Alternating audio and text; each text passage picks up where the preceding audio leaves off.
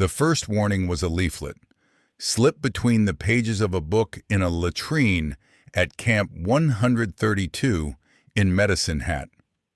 "Traitors walk among us," it stated. "They will be excised." This was the opening salvo in a different kind of war, one fought behind Allied barbed wire. For nearly 400,000 German prisoners of war in North America and Britain, the surrender was not an end, but a shift in the battlefield. The conflict moved from physical combat to a psychological struggle for the soul of every captured soldier. A silent civil war that would determine the moral fiber of the men who would one day rebuild Germany. The moment of capture was a profound psychological rupture. The Wehrmacht code demanded fight to the death. Surrender was a stain on a man's honor. Stripped of his identity as a warrior, the soldier was plunged into a vacuum of shame and disorientation. Into this void rushed two competing forces: the rigid ideology of National Socialism and the confusing reality of the captor's world. The true power inside the camps was not the Allied guards, but a covert hierarchy established by the prisoners themselves. A shadow government led by the highest-ranking German officers and enforced by fanatical non-commissioned officers seized control. Their mission was to continue the war by other means, maintaining discipline, morale, and ideological purity. This internal regime was ruthless.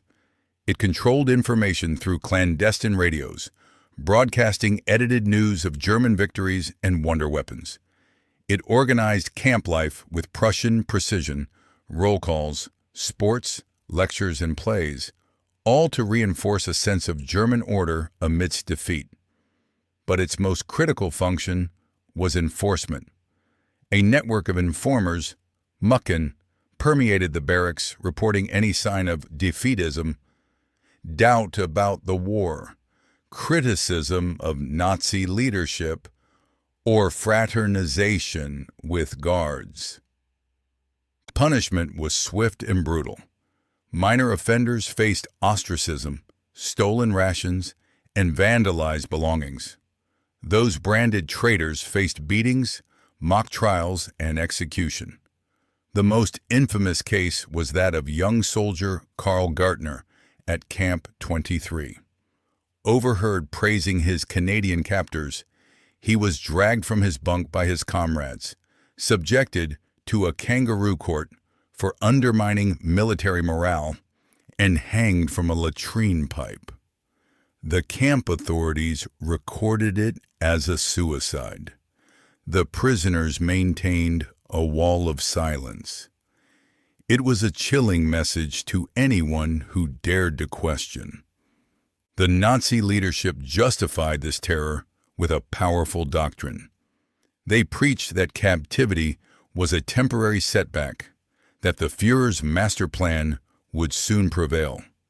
They portrayed the Allies as weak, decadent, and corrupted.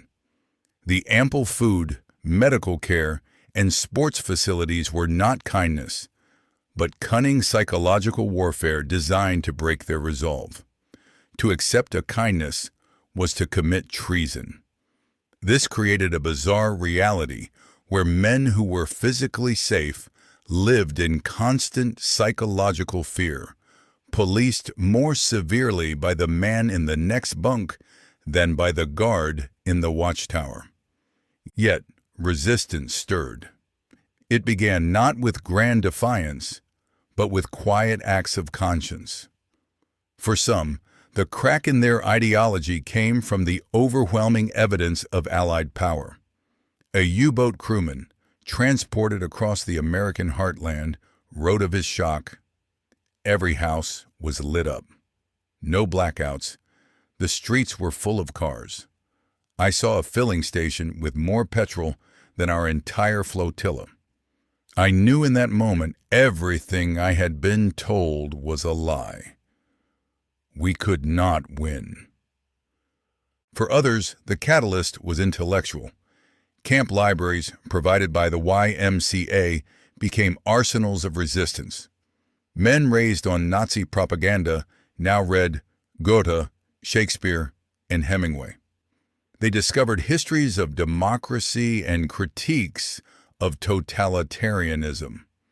For a product of the Hitler Youth, reading a book that celebrated individual liberty was a revolutionary act. The most potent weapon, however, was often the most mundane. Simple human decency. A guard sharing a cigarette. A doctor tirelessly treating an illness. A farmer's wife bringing a slice of pie. These acts were incompatible with the Nazi caricature of a barbaric enemy. They created a cognitive dissonance that the party line could not resolve. How could one hate a man who showed compassion? This slow thaw fostered organized resistance. The anti-Nazi minority, living in constant danger, began to find each other through subtle signals and secret meetings. Their ranks included social democrats, communists, Christians, and men simply sick of the bullying. They ran a clandestine news network, countering Nazi propaganda with information from permitted newspapers or sympathetic guards. They worked to identify and discredit informers and offered moral support to those being targeted. This covert struggle sometimes erupted into open confrontation. At Camp 30 in Bowmanville, Canada, when the Nazi leadership organized a violent protest against shackling, the anti-Nazi prisoners refused to join. They barricaded themselves in their barracks, going on strike against their own comrades. The Canadian Guards watched as the Germans fought a civil war within the compound. The Allied captors faced a complex dilemma. Official policy under the Geneva Convention was non-interference. But as Nazi intimidation grew, many commanders found this untenable. Some turned a blind eye, others took covert action. They secretly identified anti-Nazi prisoners, offering protection through safer barracks or camp jobs. It was a dangerous gambit. If discovered, it would confirm Nazi propaganda and endanger the very men they sought to help. The most ambitious Allied initiative was the Secret Re-Education Program. Run by psychological warfare experts, its goal was the denazification of the German POW. It was a breathtaking project to dismantle an ideology and plant the seeds of democracy. Methods were subtle. Prisoners were screened, and those deemed malleable were exposed to a curated environment. Special libraries with uncensored news, work details with guards trained in political conversation. The most advanced were sent to democracy schools for lectures on the U.S. Constitution and the horrors of Nazism.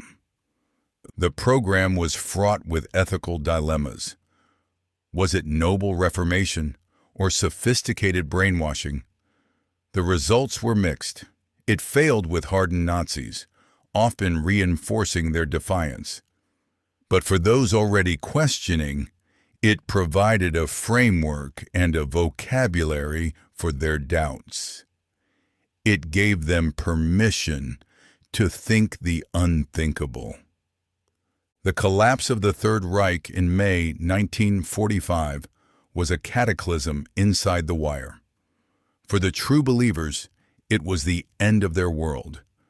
The news of Hitler's suicide and unconditional surrender shattered their ideological universe. Some fell into despair.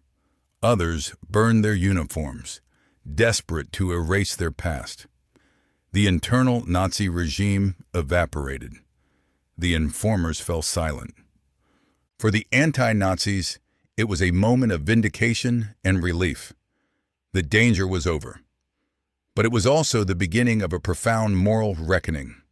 The full, horrifying scope of the Holocaust was revealed.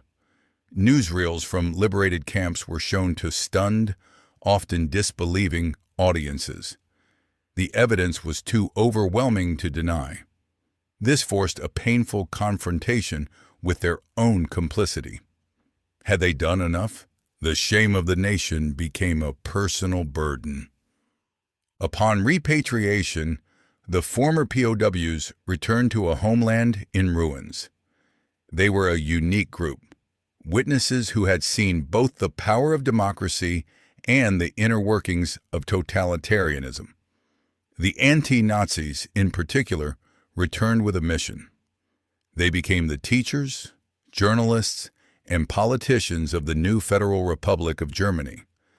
The lessons learned behind the wire, the danger of ideological absolutism, the importance of free speech, the value of human rights, became the foundation for rebuilding their nation. They were determined to ensure the poison of Nazism would never again take root. The story of the German POWs is not one of simple captivity. It is the story of a brutal ideological war waged in miniature. It was fought with whispers and threats, with secret newspapers and hidden libraries. Its battles were won in the cramped confines of a barracks, in the private thoughts of a man reading a forbidden book, and in the quiet courage of those who dared to doubt. This silent war did not change the course of World War II, but it helped shape the conscience of the nation that emerged from its ashes. The repatriation process was a slow, agonizing unraveling of the captive world. It was not a mass release, but a deliberate, bureaucratic trickle that lasted into 1947. This prolonged period created a strange limbo. The men were no longer soldiers, not yet civilians. They were disarmed enemy forces, a classification that perfectly captured their suspended state. The internal hierarchies that had once governed their lives with such terror now collapsed into a flat landscape of shared uncertainty. Former Nazi bullies and their former victims now stood in the same breadlines, their past conflicts rendered meaningless by the overwhelming reality of defeat. The journey back to Germany was often more disorienting than the journey out had been. They traveled through a Europe eviscerated by war, a spectacle of ruin that far exceeded the worst fears nurtured in the relative safety of their camps. Then they arrived home, or what was left of it. Cities were skeletal, populated by ghosts and rubble. Families were torn apart either by death or the new political borders that carved up the old nation. The men who returned were often strangers in their own land, carrying with them the invisible baggage of their captivity, a mixture of shame, guilt, and for some, a hard-won clarity.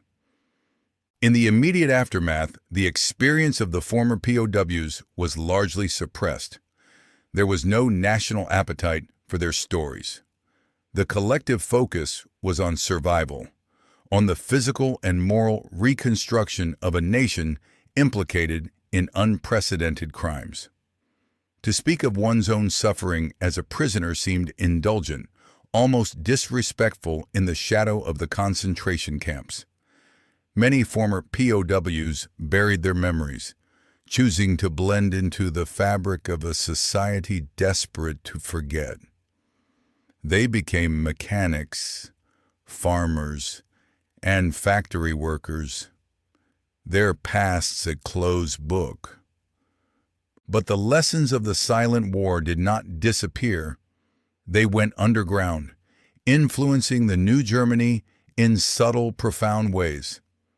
The men who had witnessed the Nazi terror apparatus in microcosm, who had seen how ideology could corrupt human decency and turn comrade against comrade, carried a deep-seated immunity to the siren song of extremism. They had learned the cost of blind obedience and the value of quiet dissent.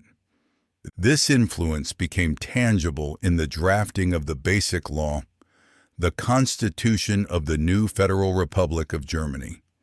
The framers, determined to create a militant democracy that could defend itself from internal threats, embedded principles that resonated deeply with the POW experience.